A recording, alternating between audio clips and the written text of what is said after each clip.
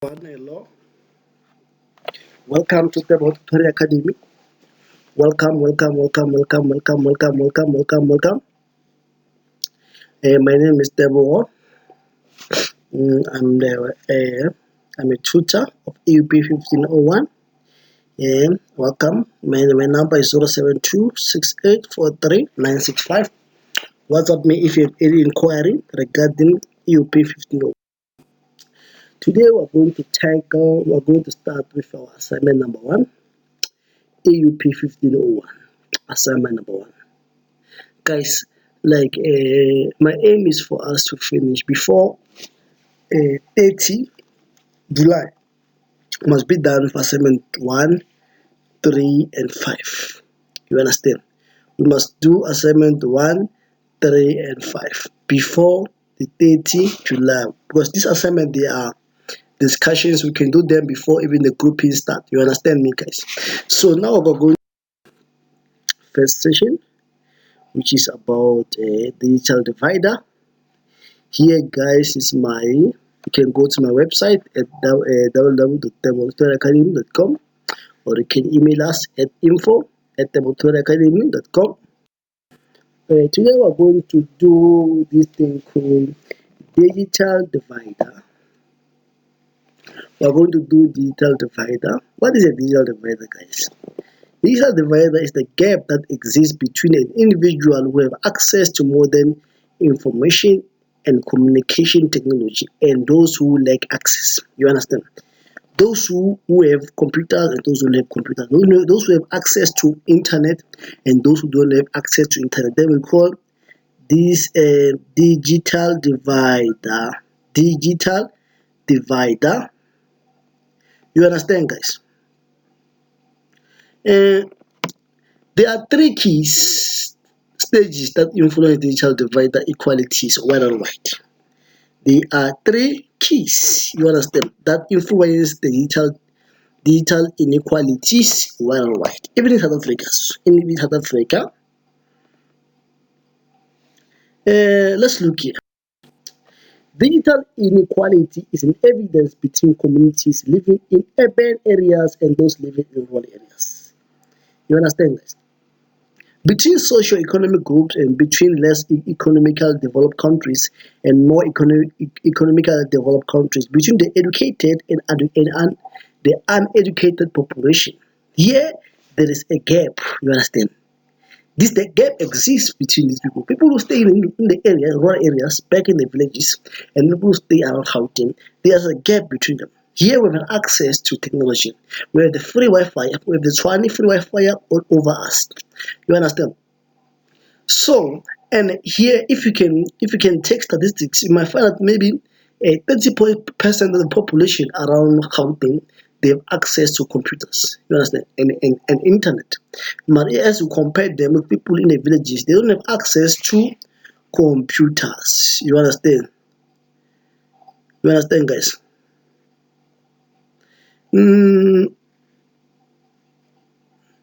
Let's look at our first. Let's look with our first factor. Remember here, what we're going to do, we must list factors. First, you must list factors. After listing those factors, you must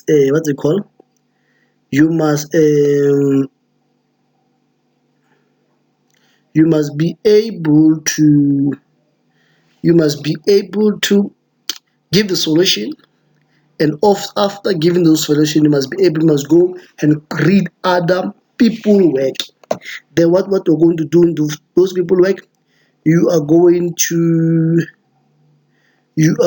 check people's work and compare the work. Sorry for that, I was busy on WhatsApp. I was just updating you with the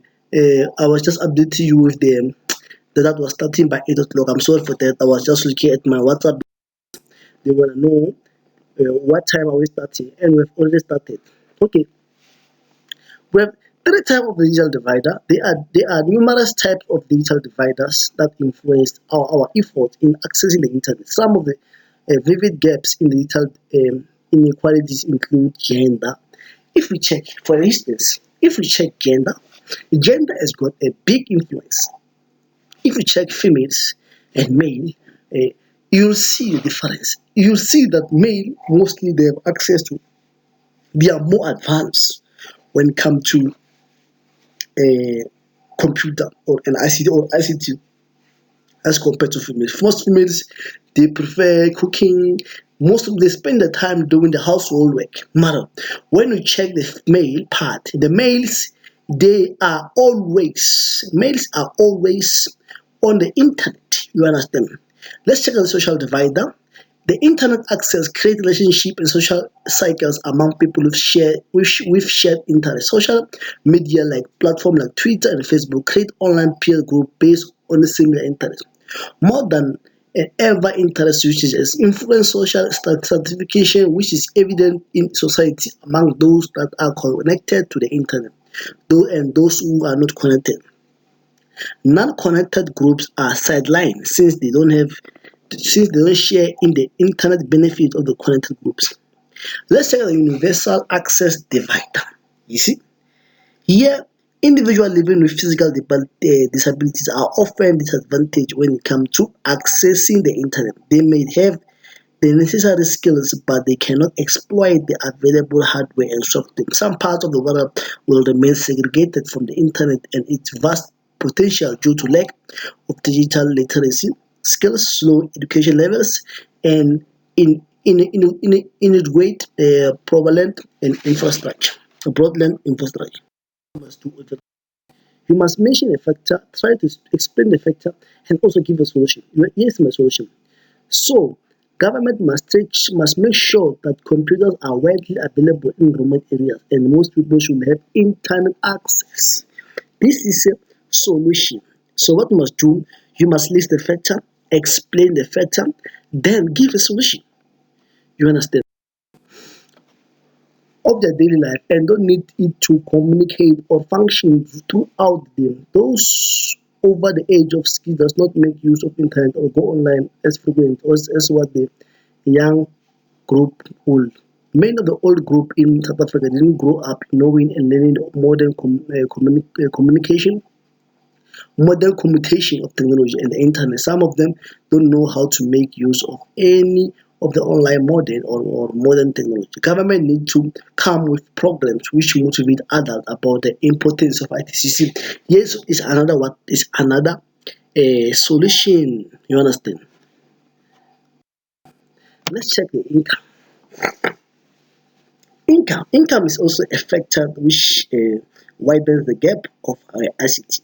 Actually, income plays a huge role in widening the gap of ICT, and it will determine whether or not they will be making use of modern technology and communication modes such as the computer and the internet. If the individual earns a decent amount, they will be able to afford to buy a computer in the first place and afford to pay for internet and data. South Africa is the country that offers the most expensive data prices even within Africa. So it does not make it harder for individuals in South Africa to afford the luxury of going online and make use of the internet, and it is harmless to say what the lower class or individual not earning a decent amount will not be able to have access to luxury of going online and accessing and you are using the internet and they simply can't afford to do so. So here what the government must do, there must be free Wi-Fi all over the country. You see, this is my solution. There must be a free Wi-Fi all over the. This can be expensive change for school and tertiary institutions, and most probably increase the fees that need to be paid to these schools and institutions. But the education quality that individual will receive will be much higher. You understand, guys? So the government must make sure there is Wi-Fi all over the country so that people can have access to. Even those who are earning less, those who have low income, they must also have access to technology. Let's check the geographical location. The geographical areas plays a huge role in widening the gap of it because the location of residents within the country and the location of the country within the geographical region also affect ICT adoption. Urban areas tend to have better infrastructure and lower cost of ICT use in contrast with rural ones. Most people who live in rural areas struggle to get access of this device as no internet connection available due to environment they live in, and the digital providers are also struggling to find ways in if implementing access point to these areas due to high cost and other barriers that affect the accessibility.